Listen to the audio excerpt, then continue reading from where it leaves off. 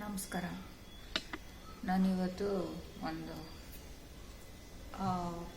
Face pack ಥರದ್ದು ಒಂದು ಹೇಳ್ಕೊಡ್ತೀನಿ. ಅದು ನ್ಯಾಚುರಲ್ಲು, ಏನು ಎಫೆಕ್ಟ್ ಇಲ್ಲ. ಒಂದು ಸ್ವಲ್ಪ ಹೀಟ್ ಆಗ್ಬೋದು ಅಷ್ಟೇ.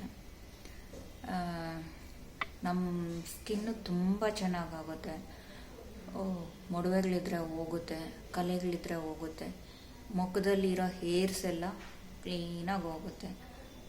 ನಾನು ಹಂಗಂದಿದ ತಕ್ಷಣ ನಿಮ್ಗೆ ಅರ್ಥ ಆಗಿರ್ಬೋದು, ಫೇಸಲ್ಲಿರೋ ಏರ್ಸ್ ಹೋಗುತ್ತೆ ಅಂದರೆ ಯಾವುದು ಅಂತ ಅರ್ಥ ಆಗಿರುತ್ತೆ. ಅದನ್ನು ನಾವು ಅರಿಶಿನ ಕೊಂಬು, ಅದು ನಾವು ಮಾಮೂಲಿ ಅರಿಶಿನ ಪುಡಿ ಹಾಕಿ ಫೇಸ್ಗೆಲ್ಲ ಹಾಕ್ಕೊತಾರೆ. ಅದಲ್ಲ, ಆ ಥರ ಮಾಡಬಾರ್ದು. ಆ ಥರ ಮಾಡಿದ್ರೆ ಎಫೆಕ್ಟ್ ಇರಲ್ಲ. ಅಂಗಡಿಯಲ್ಲಿ ಅರಿಶಿನ ಪುಡಿ ತಂದು ಹಾಕ್ಕೊತಾರೆ ನೋಡಿ, ಅದು ಆ ಥರನೂ ಅಲ್ಲ. ಮತ್ತು ಒಣಗಿಸಿರೋ ಅರಿಶಿನ ಕೊಂಬು ಅದನ್ನು ತಂದು ಪುಡಿ ಮಾಡಿ ಹಾಕ್ಕೊತಾರೆ, ಅದು ಅಲ್ಲ. ಹಸಿ ಅರಿಶಿನ ಕೊಂಬು ಬರುತ್ತೆ. ಅದು ಯಾವ ಥರ ಇರುತ್ತೆ ಅಂದರೆ ನೋಡಿ, ಇದು ಶುಂಠಿ ಥರನೇ ಇರುತ್ತೆ ಸೇಮು.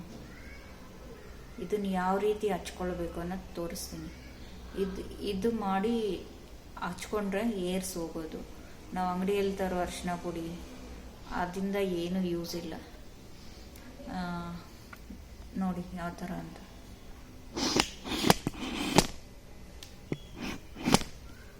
ಈ ಸ್ಟೋನಲ್ಲಿ ಉಜ್ಕೊತೀನಿ. ಫಸ್ಟು ಉಜ್ಕೊಂಡು ಆಮೇಲೆ ಫೇಸ್ಗೆ ಅಪ್ಲೈ ಮಾಡಬೇಕು.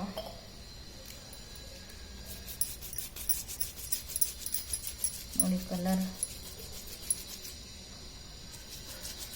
ಇದು ಮಾಮೂಲಿ ತರಕಾರಿ ಅಂಗಡಿಗಳಲ್ಲಿ ಸಿಗುತ್ತೆ. ಹಸಿ ಅರಿಶಿನ ಕೊಂಬು ಇದು. ಸೇಮ್ ಶುಂಠಿ ಥರನೇ ಇರುತ್ತೆ.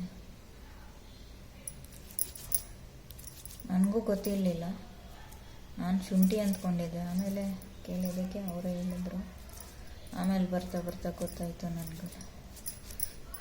ನಾನು ಮೊದಲೆಲ್ಲ ಹುಡುಕ್ತಾ ಇದ್ದೆ ಇದನ್ನು. ನನ್ನ ಫ್ರೆಂಡ್ ಒಬ್ಬರು ಮಾಡ್ತಾಯಿದ್ರು. ಅವ್ರಿಗೆ ಫುಲ್ಲು ಏರ್ಸ್ ಒಂಚೂರು ಇರಲಿಲ್ಲ. ಇವಾಗ ಥ್ರೆಡ್ಡಿಂಗ್ ಮಾಡ್ತಾರೆ ನೋಡಿ ಫೇಸ್ಗೆ, ಅದು ಆ ಥರ ಇತ್ತು ಅವ್ರ ಫೇಸು. ಇವಾಗ ನನಗೆ ಸಿಗುತ್ತೆ. ಫಸ್ಟೆಲ್ಲ ಸಿಗ್ತಾ ಇರಲಿಲ್ಲ ಅಷ್ಟೊಂದು. ಮೇನ್ ಸಿಟಿಗಳಲ್ಲಿ ಸಿಗ್ತಾಯಿತ್ತು.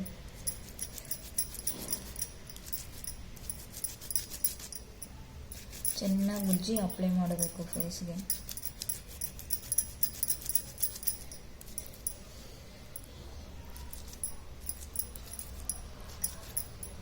ಹಚ್ಚಿ ಒಂದು 1/2 hour ಬಿಟ್ಟು ತೊಳ್ಕೊಬೋದು.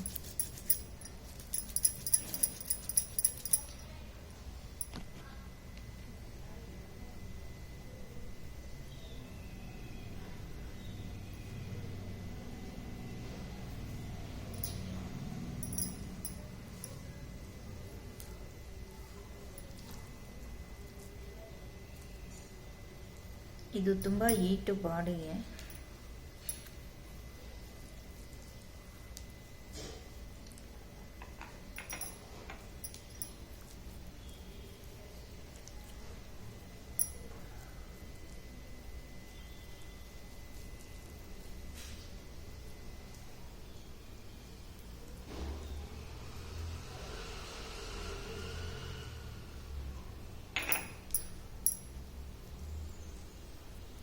ಐಬ್ರೋಸ್ ಎಲ್ಲ ಉದುರೋಗೋದಿಲ್ಲ, ಚಿಕ್ಕ ಚಿಕ್ಕ ಕೂದಲು ಉದುರೋಗುತ್ತೆ ಅಷ್ಟೇ.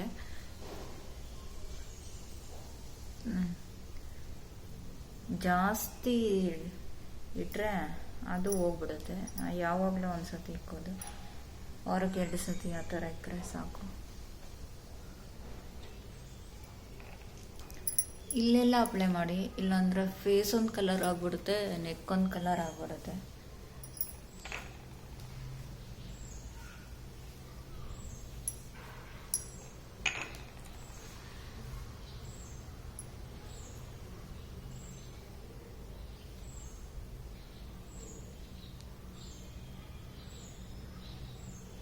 ಕೂದಲು ಹೋಗ್ಬೇಕು ಅಂದರೆ ಇದು ನ್ಯಾಚುರಲ್ ಆಗಿ ಬೆಸ್ಟು. ಥ್ರೆಡ್ಡಿಂಗು ವ್ಯಾಕ್ಸಿಂಗು ಮಾಡಿಸೋದಕ್ಕಿಂತ